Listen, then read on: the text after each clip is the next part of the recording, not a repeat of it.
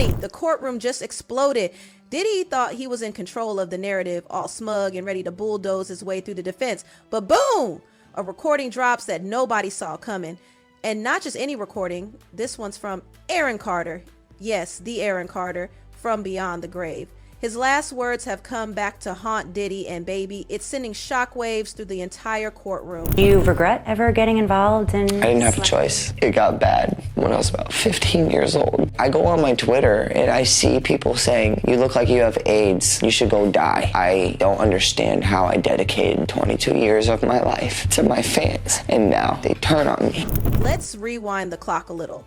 Aaron Carter's life, it was anything but ordinary. Sure, to the public, he was that cute teen heartthrob, always on tour, flashing smiles and belting out pop tunes. But behind the scenes, it was a horror show. At just 15 years old, Aaron had already seen too much. He stayed at Diddy's house. Not just stayed, he slept in Diddy's bedroom. Diddy would sit him down, speaking in riddles, calling himself a mentor, telling Aaron, this is what you've got to do to make it. Excuse me, was that a mentorship or manipulation? And now people are finally asking the real question. Was Aaron groomed? Was he being pulled into something so dark, so twisted, he couldn't even understand it at the time? Jaguar Wright certainly thinks so.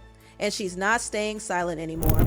I think two of the most tragic stories in Hollywood right now in the past 5 years is Aaron Carter and Nipsey Hussle. Aaron Carter was despicable though, because he begged for help in front of the world. He begged for financial support to help get him a private security team to keep him alive. He said on numerous occasions, if anything happens to me, I promise you, I am not vital. And no one said anything. Silence breaker for my brother, who is a artist, and now they're after my life. My whole family is after my life, and they're setting me up. And Sony Records owes me $3.5 million, and they don't want to pay me, and it would be in their better interest, just like Michael told me. And Brad Paisley, who sued Sony Records for $10 million, they owe me money, and they're trying to off. And I'm begging you and I'm pleading you, help me raise $100,000 as soon as I can so I can move to an undisclosed location where I am safe. My realtor won't sell my house. They're all involved in this, and they're trying to keep me there. They had cops come and check for a rope in my garage saying I wanted to hang myself. So please trust what I'm saying. The thing is, you have Jaguar Wrights and Corey Feldmans and Orlando Browns and you have Dame Dashes and you have Gene Deals. You have people that have worked from so many different aspects and so many different, and yet all roads lead back to the same conclusion. There's pure evil here. Toward the end of his life, Aaron started to open up. And when I say open up, I mean he was whispering secrets from the shadows. He hinted at having dirt on some of the most powerful people in entertainment. Yes, the same folks he once trusted. He even reached out to Kanye West just days before he died, desperate for a private conversation. What did he want to say? We'll never know. Because not long after that attempt, Aaron was found dead in his bathtub. Following developing news tonight in Lancaster, where pop star Aaron Carter has died at the age of 34. Yeah, the troubled performer grew up in the limelight, but he was in and out of rehab several times in his short life. Chris Wolf is live for us in Lancaster. He's got more on this. Chris? Yeah, Rick, MB, the street is now cleared. People have been moving in and out of that home behind me all day. And tonight we heard from some of those closest to Aaron Carter, and they all say the same thing. They all share stories of a very kind, loving, caring, humble, yet troubled young man.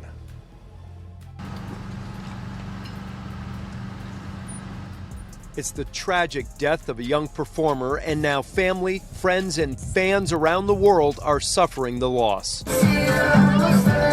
Singer, rapper, actor Aaron Carter is dead at the age of 34.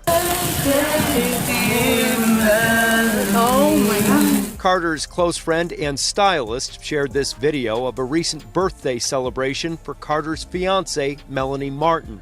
She is also the mother of their 11-month-old son, Prince. It's very painful, very, very painful. I talked to him 2 weeks ago. He was at the dentist and he FaceTimed me.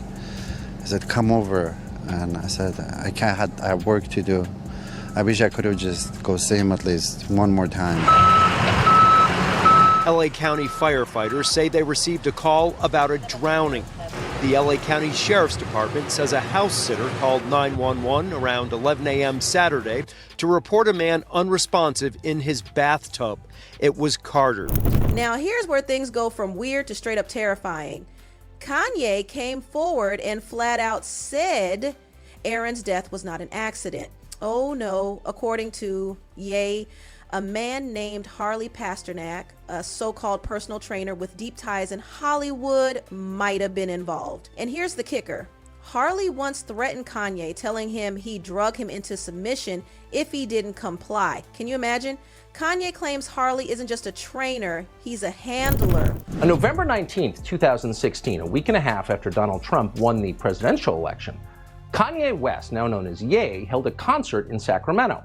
Most people in the audience were, of course, young people and presumably Hillary Clinton voters and presumably deeply disappointed by her loss a week and a half before. 2 days later, Kanye West was in the hospital. Well, at the house of his family's exercise trainer, a man called Harley Pasternak, West apparently suffered some kind of mental break. Pasternak called an ambulance to pick him up. West was taken away, and then he was sedated with at least 7 different psychiatric medications, including benzodiazepines, lithium, sleeping pills, and olanzapine. News reports suggested that West had experienced a profound psychiatric episode. He'd gone completely off the deep end. He'd gone crazy, and they've been saying that ever since. West, over time, though, told a very different story. In his telling, after what he'd said on stage in Sacramento, Harley Pasternak was trying to shut him up. Media outlets are not usually in the business of ignoring remarkable things, but they did. And what he posted was a picture of a text exchange that he had had with Harley Pasternak. It says, I'm going to help you one of a couple ways. First, you and I sit down and have a loving and open conversation, but you don't use cuss words. And everything that is discussed is based in fact, and that's some crazy stuff that dumb friend of yours told you, or you saw in a tweet. Second option, I have you institutionalized again, where they medicate the crap out of you, and you go back to zombie land forever. Play date with the kids just won't be the same. They wanted to medicate me every day. You realize, like, they could have just switched to medication and I wouldn't be here. And on the news, they would have said it was because of a mental issue. Every time they say I'm crazy, it's just when I'm saying the truth. So what's the crazy part, really? Try, if you can, to imagine a more sinister threat than that, a more chilling threat than that. Do what I say or I will turn your brain to mush. I will destroy your relationship with your own children. I will send you back to, quote, zombie land forever. Effectively, I'll kill you. One of those shadowy figures that keep celebs under control, puppeteering them behind the curtains of fame. And Kanye didn't stop there. He dragged Diddy into the mess too, alleging that Diddy himself was making threats on behalf of these elite string pullers. And guess who else popped up again? Yep, Harley. Suddenly the web is starting to form and it's sticking to all the wrong people. So how does this tie back to Aaron? Let's not sugarcoat it. He had demons, addiction, mental health battles, body image issues. He was spiraling at times. No Instagram, nobody living, nobody at, and I don't want to hear shit from none of these niggas, Jewish niggas talk about, oh, he's in an episode. Harley Pasternak followed me to the fucking hotel. Then kill Aaron Carter, and now they acting like they won't clear the Backstreet Boys sample. You get what I'm saying? Harley Pasternak, Pusha, your trainer. Harley Pasternak, Jay-Z. You get what I'm saying? And then niggas be hanging around these niggas just for the money or some Mike Rubin shit. I slap the shit out of Mike Rubin. I see that. You know what I'm saying? It's like, yo, fuck these niggas, bro. Fuck these niggas, nigga. You know what I'm saying? I'm on my Farrakhan Don shit right now, bro. Because guess what? These Yeezys gonna sell. They sabotaged the show today. They sabotaged the Instagram. They cut off the fucking Adidas contract. They did all the shit. Then they want to go get light-skinned Yang. You gotta understand. But according to those closest to him, he was fighting hard to recover. He wasn't giving up. He had plans. He was trying. Then November 5th, 2022 happened. just one day after Diddy's birthday. Aaron Carter was found dead in his home. Initial reports, nothing suspicious. Another tragic case of addiction, they said. But honey, things didn't add up. Not one bit. Anthony and Amanda Chavalette, two medically trained neighbors, heard the emergency call on their scanner and rushed over with emergency gear, ready to save a life. Amanda even had a defibrillator in hand. But guess what? Aaron's house sitter slammed the door on them. She refused to let them in. She literally locked the door and ran away. Are you screaming yet? Because I am. When police showed up just minutes later, she tried blocking them too. Everyone keeps trying to tell me I'm diagnosed schizophrenic and bipolar and manic. And that's what I said. And instead they clipped it to where it says, I've been diagnosed bipolar and schizophrenic, all for clickbait. Okay, well, my ex-mother-in-law was schizophrenic, and she would talk to herself. She would hear voices. Okay. When her and her daughter were just around, she would talk to her voices. At one point, her voices told her to kill herself, and she jumped out of a window. Schizophrenia is a very, very serious thing. It's not like just one of these regular. So you grew up with it. Well, I've been around it, yeah. So, talking to me, would you consider me a schizophrenic? Absolutely not. Would you consider me manic depressive? Doesn't appear to be. Because there's a persona, and then there's what I am behind closed doors, right?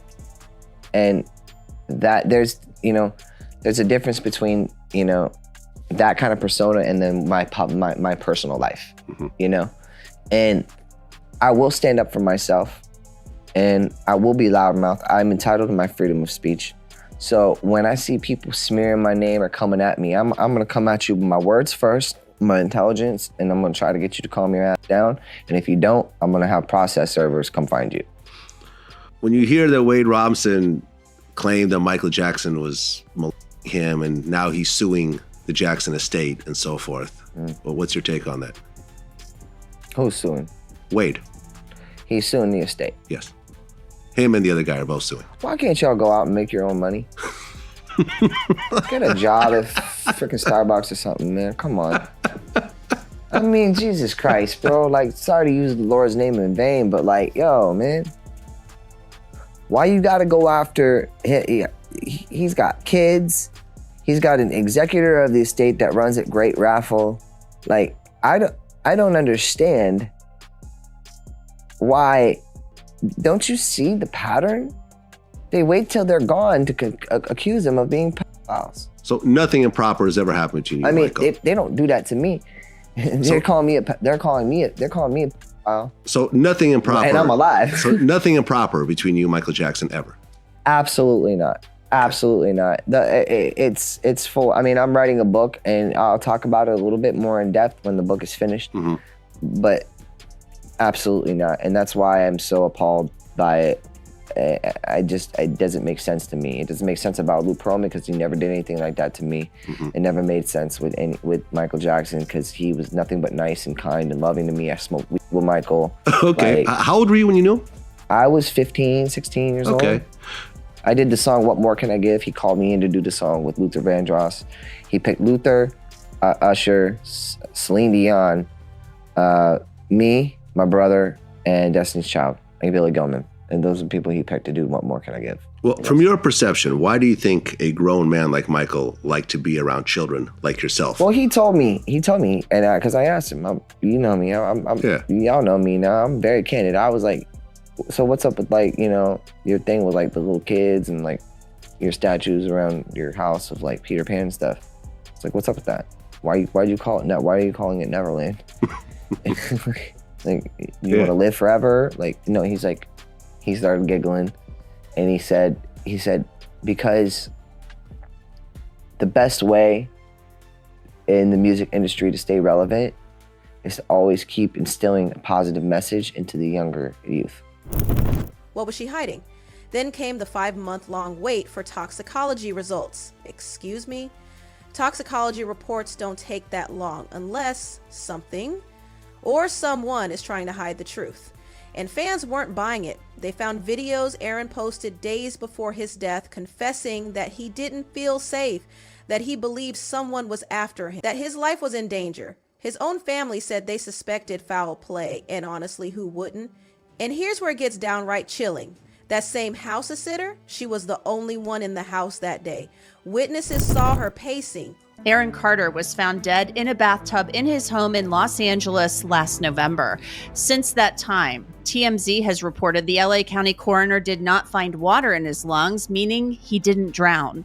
Carter's mother, Jane Schneck, posted photos on Facebook that show the bathroom where her son was found. She wrote on Facebook, "Because of my son's mental illness and prescription drug issues, they, the cops, just wanted it to be something easy that they didn't have the time or inclination to address."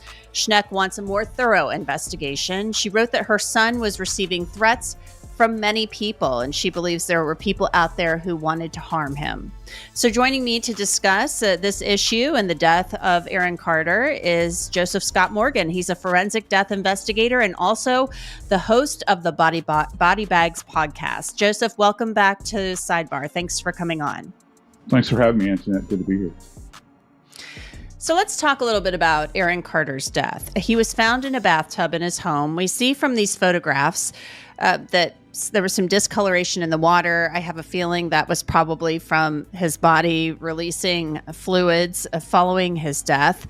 So what can we glean thus far, aside from the fact that he didn't drown? They didn't find water in his lungs, according to this report by TMZ. Well, if you're talking about the death investigation itself, we can glean the fact that they haven't come back with toxicology results yet. So at this point, and as you know, medical examiners and coroners are, I don't want to use the term notorious, but it takes time for these things to be fully realized because these tests take time. You don't, in a death investigation, you don't want things hurried up. And it seems as though some parties that are involved in this case want it sped up. And that's the most dangerous thing you can do. So it takes time to analyze all of this and not just look for what we refer to as qualitative results, but quantitative results. The mother has already stated that he's got a history of drug abuse. I think that's pretty widely known. However, it's not going to be surprising to find things in the system, but exactly how much is there? That's where we turn to quantitative, and that takes time. What degree they did this examination is still in question. We've got a big indicator. The mother has stated that there was no water found in his lungs. The only way that can be assessed is by conducting a full autopsy, where the body is open and methodically each organ system is examined and samples of those organ systems are taken. And not only are they going to do toxicology, they're going to do histology, which means when we take those little bits of organs at autopsy, they'll cut them into very slight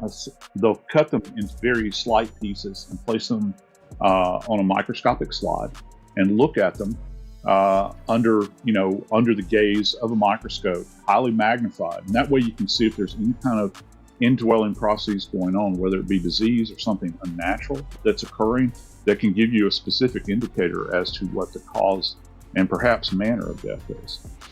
These toxicology results can take some time to come back. I know where I live, it's often a couple of months, maybe longer, and you really can't finalize an autopsy report until you have that toxicology back. You might have some type of preliminary cause of death if it's obvious through autopsy, but let's say it was a drug overdose.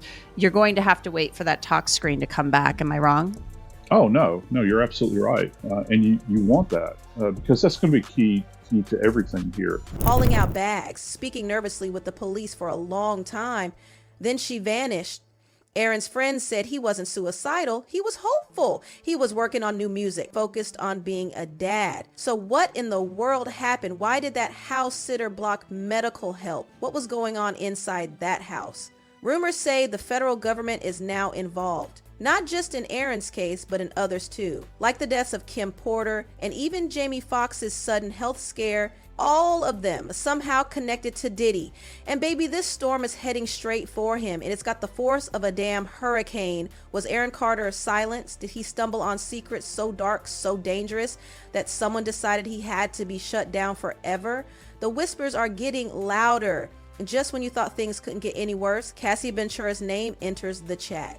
Homeland Security just dropped a bombshell. A guy named Josh Croft, a forensic analyst with Homeland Security Investigations, testified that they discovered multiple laptops tied to Cassie Diddy's ex. I think that Diddy's former bodyguard, Roger Bonds, is going to be the man to end it all. Roger Bonds is a name that we've heard brought up a lot during this trial as being Diddy's security, who is around and doing certain things that a co-conspirator would technically do. I can guarantee that the feds came to him and were offering him a deal to snitch on Diddy. And we know that the feds started this whole investigation into Diddy off of Cassie Ventura's civil lawsuit that she filed. And she named Roger Bonds in this lawsuit. And he worked for Diddy from 2002 to 2012. Cassie Ventura's statements about Roger Bonds is that he was there when she was getting abused by Diddy, and she named Roger Bonds in her civil lawsuit as being in the car when Diddy was stomping her head in. Her injuries were so bad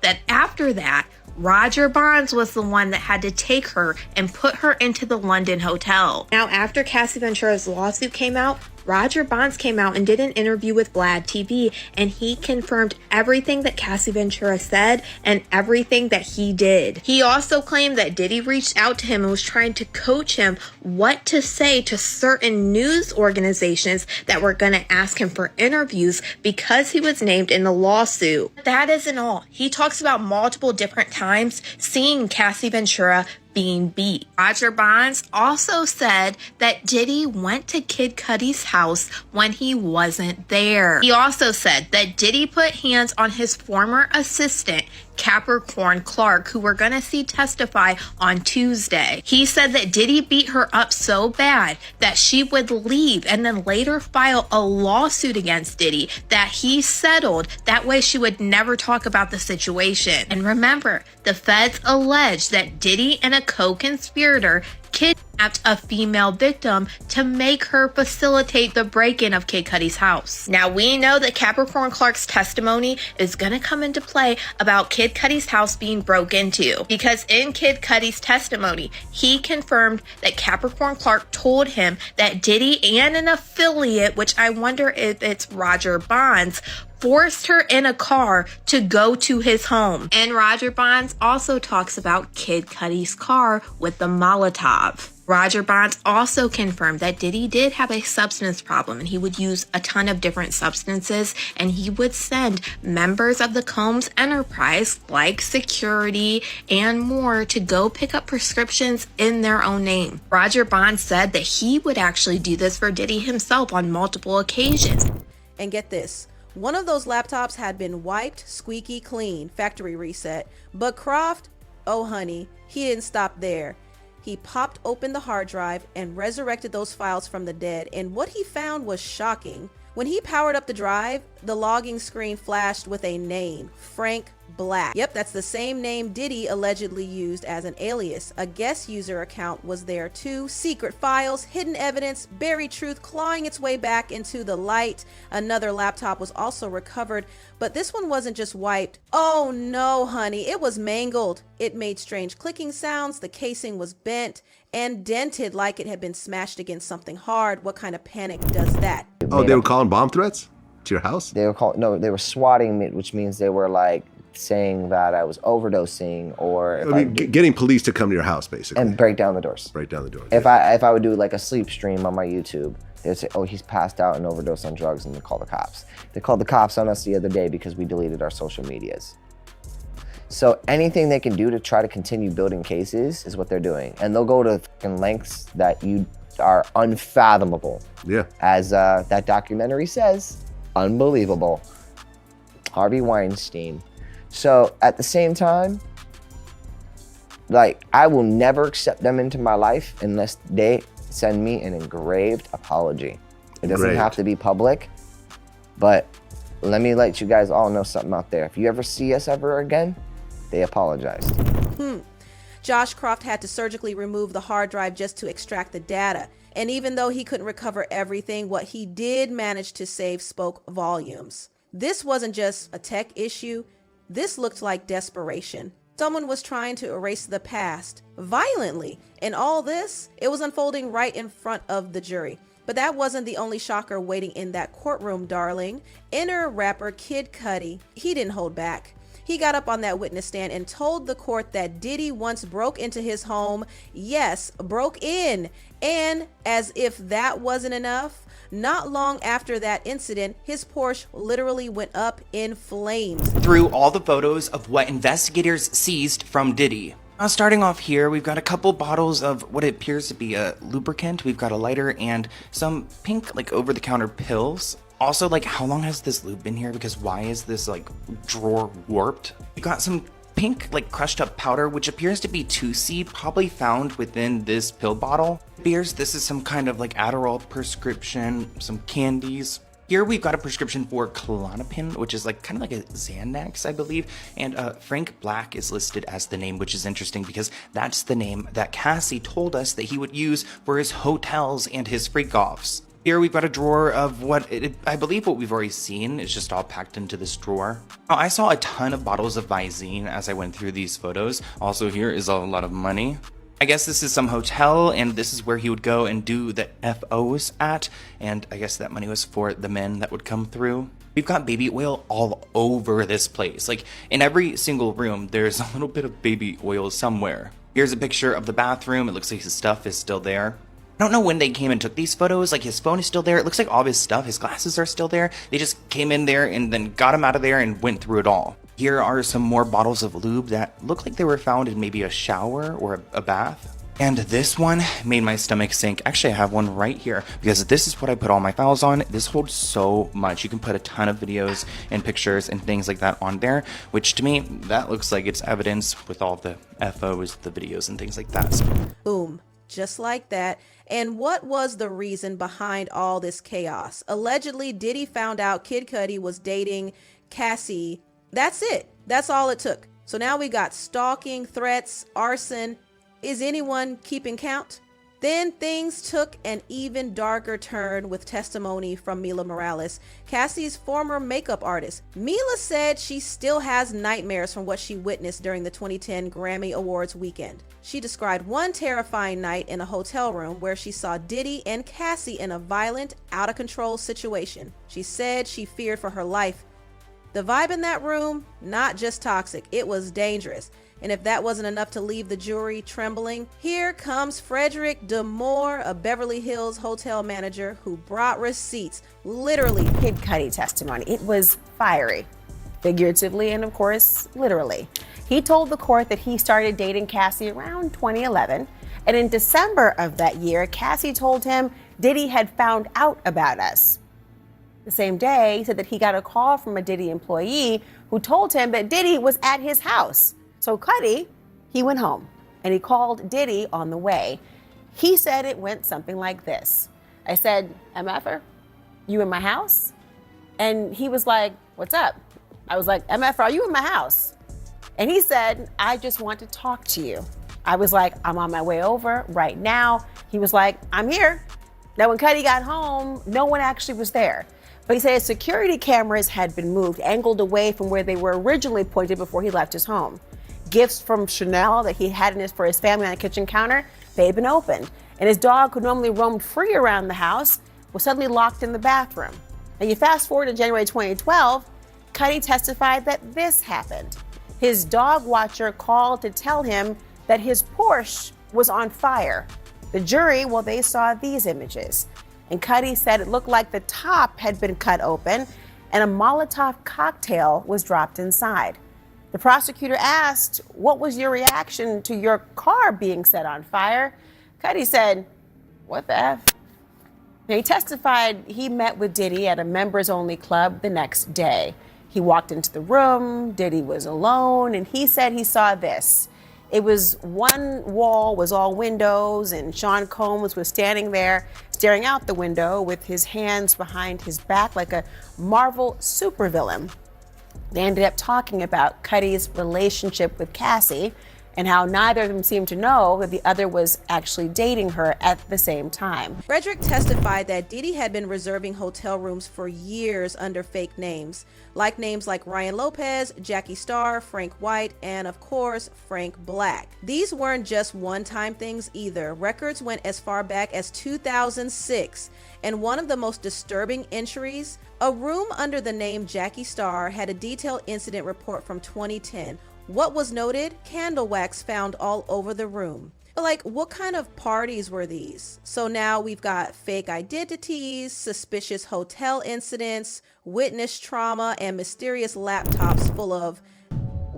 Leading us off tonight is CNN's Kara Scannell, who has been in court every day of this trial. Kara, despite Kid Cudi indicating that Diddy was behind the Molotov cocktail that he says set fire to his Porsche, he also noted he had found peace with an apology that he received from Diddy a few years later. What happened?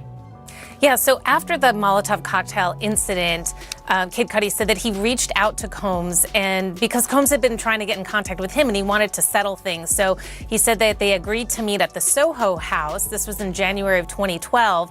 And he said he walked into the room and Combs was standing in front of glass windows with his hands behind his back, which Kid Cudi said made him look like a Marvel superhero villain. And he said that he then had this meeting with him where they discussed Ventura, them dating, and he said that they shook hands at the end, and he said to Combs in that moment, "What about my car?" And Combs said, "I don't know what you're talking about." And so Kid Cudi testified that he thought Combs was lying. Near race secrets. It's giving pattern, it's giving cover up, it's giving, how did this go on for so long without someone getting caught? And then came the mic drop moment when Freddie P stepped forward. Freddie, who knows this industry inside out, didn't mince words. He said if Diddy wins this case, it's only gonna get worse. According to him, Diddy won't just walk away quietly. Oh no, he'll come after Cassie next. He'll come after anyone who dared speak out. This trial, this case, it's not just about Aaron Carter. It's not just about Cassie Ventura. It's not just about shady aliases or laptops or hotel horror stories. It's about a system, one that's finally being dragged into the light. And the people who try to tell us, who try to warn us, they were silenced, erased, or destroyed. So you think if he beat this case, he going after Cassie? Yeah. Well, y'all don't know Puffy. Y'all don't know Puffy. Y'all think this man's some sweet homosexual or something. Like, you costing me everything. He's a malicious person. He's had a mentality of I will not lose for so long. Anybody from the smallest, from the janitor to the CEO, if you did something he didn't like, he has got his revenge. From the janitor to the CEO in the building. He don't care how small you are, you're not gonna play Puffy. And she knows she know what I know. Everybody know. That bitch gonna have to move to south of France. Somewhere. Everybody's scared. The ones who didn't support, the ones who thought he was burnt, they scared. They don't want to see him beat the case. They thought he was fried, which I think he fried, but I mean, me and Baz was having this conversation. She was like, yo, I don't think this nigga gonna do life, yo. I can't see him doing life. Aaron Carter, he was trying to expose it. His last recordings, his final pleas, his desperate messages, they weren't random, they were warnings. And now, in that courtroom, those warnings are finally being heard. So now the real question is, how does this end? Does the system crash and burn, taking down the power players with it? Or does Diddy pull one more rabbit out of his hat and walk away unscathed? Because if this courtroom circus has taught us anything, it's that nothing in Hollywood is what it seems. And baby, the real show, it's only just beginning.